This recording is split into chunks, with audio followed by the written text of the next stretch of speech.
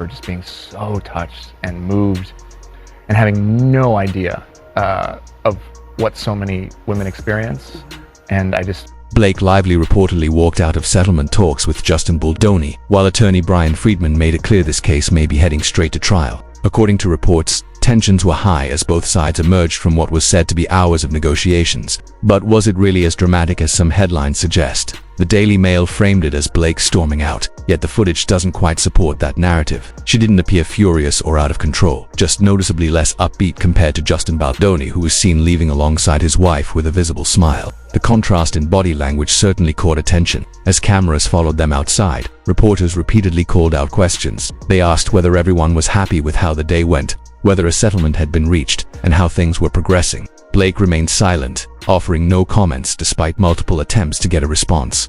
Her expression seemed reserved, perhaps cautious, but not explosive. Justin, on the other hand, appeared more relaxed. When asked how he was feeling and whether the day was a win, he didn't say much either, but his demeanor seemed lighter. Still, neither side provided concrete answers. When Brian Friedman exited, reporters pressed him for clarity about whether an agreement was close. He offered little beyond a cryptic "we'll see," suggesting that negotiations may continue or that a courtroom showdown could be next. He hinted they might return the following day, but stopped short of confirming anything definitive. At this stage, no official statement confirms a settlement, and the silence from both camps only fuels speculation. While some outlets are painting the situation as dramatic and explosive, the footage itself tells a more restrained story, one of tight lips, careful optics, and a legal battle that may be far from over. When Justin was asked how he was feeling, he simply responded that he was okay before quickly wrapping things up. You could almost sense that he was done with the questions and ready to move on. There wasn't much engagement, just a brief acknowledgement, and then silence. Another camera angle showed Blake leaving from a slightly higher vantage point. Again, there was nothing explosive in the footage, no dramatic gestures, no visible outburst, but if you compare the energy, she didn't seem nearly as upbeat as Justin did when he walked out. That doesn't automatically mean she lost anything, but the contrast in demeanor is noticeable. Earlier analysis from neutral attorneys Ron Zambrano and Greg Day suggested that Blake may not be in the strongest legal position right now. Their breakdown highlighted why the situation could be more complicated for her side than it appears on the surface. When you pair that perspective with the visual optics from today, it raises questions about momentum in this case. The most telling comments, though, came from Brian Friedman. When asked whether he was hopeful about how the case would proceed, he didn't hesitate. He said the case will move forward and emphasized that he's very hopeful, even laughing slightly as he said it. Whether that confidence is strategic for the cameras or genuinely reflects their legal position is open to interpretation.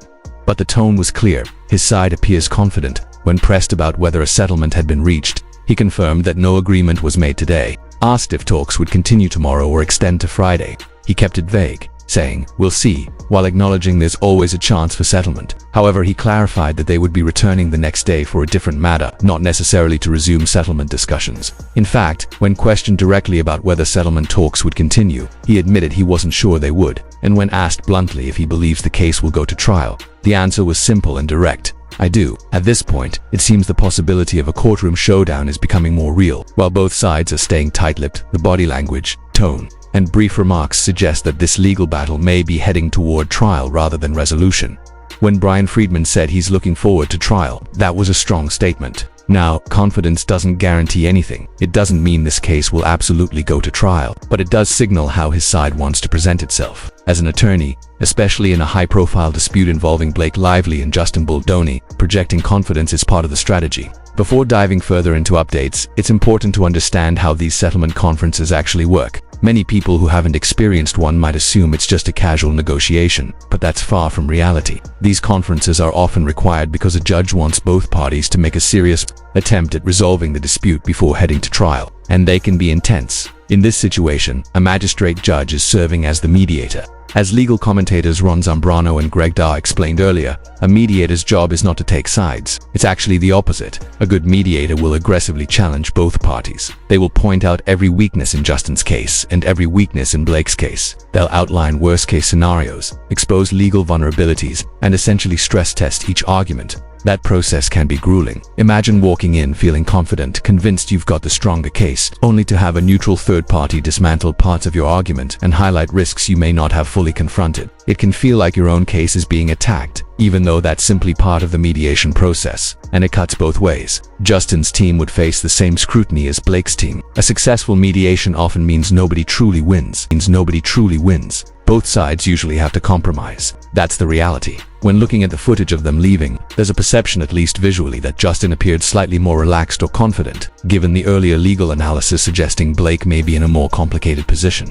Some might interpret that body language as meaningful. Still, appearances can be deceiving, especially with cameras present. Reporter Lauren Conlon provided additional insight into how the day unfolded. The conference was closed to the public, which is standard. Settlement discussions are confidential and cannot be used against either party in court. They also won't become public record. That privacy allows both sides to speak more freely and potentially explore compromise without fear of headlines. Another interesting detail: the two parties were not seated in the same room. Blake Lively's team was positioned in one courtroom at one end of a hallway, while Justin Baldoni's team was placed in a separate courtroom on the same side but at the opposite end. Each side entered and exited only through its assigned room. The magistrate judge moved between the two through a private back hallway, likely connected to judicial chambers, avoiding the public areas altogether. Family members, including spouses, were reportedly present in the courthouse but not allowed inside the actual mediation rooms during proceedings. That reinforces how structured and controlled these sessions are. All of this underscores one thing: while headlines may frame the day as dramatic, the reality of mediation is complex, strategic, and often exhausting. Whether this leads to settlement or ultimately to trial remains uncertain, but the intensity behind the scenes is very real. During the settlement proceedings, both parties' spouses reportedly waited in separate holding areas, similar to jury rooms. At 12:40, both wives stepped out briefly, while the press hoped for a lunch break, but instead, a cart of salads was brought in. Jaime and his attorney stepped outside for some air around 12:30 and returned shortly after. Around 12:51, Justin briefly left the courtroom, asking a court official if he had seen his wife, suggesting he needed to consult her on something.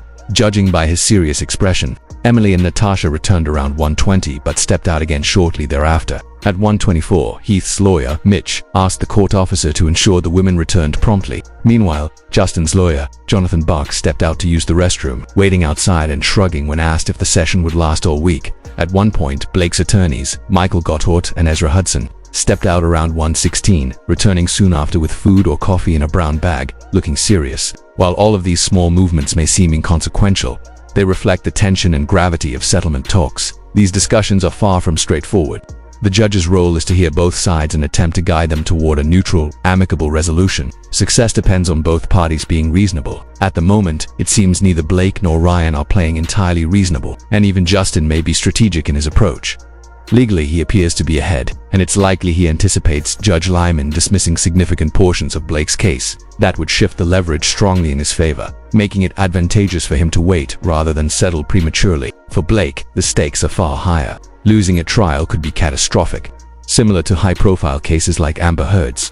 If the judge rules against her or if a jury is unconvinced, it could leave her little room to maneuver. Settling now, or having portions of the case dismissed, would give her a way to exit with minimal damage and maintain some plausible deniability. Continuing to trial, however, could expose the weaknesses in her case, particularly with no clear proof of harassment or retaliation, and highlight actions that could undermine her credibility. A jury ruling against her would be much harder to mitigate. The big question remains: will they reach a settlement, or is this heading for a courtroom showdown? For those who haven't yet seen this morning's analysis with Ron Zambrano and Greg Dunn, it's highly recommended. They provide a detailed, neutral perspective on why Blake may be in a precarious legal position. Stay tuned to Popcorn Planet for further updates, because this case is far from over, and the next developments could be pivotal.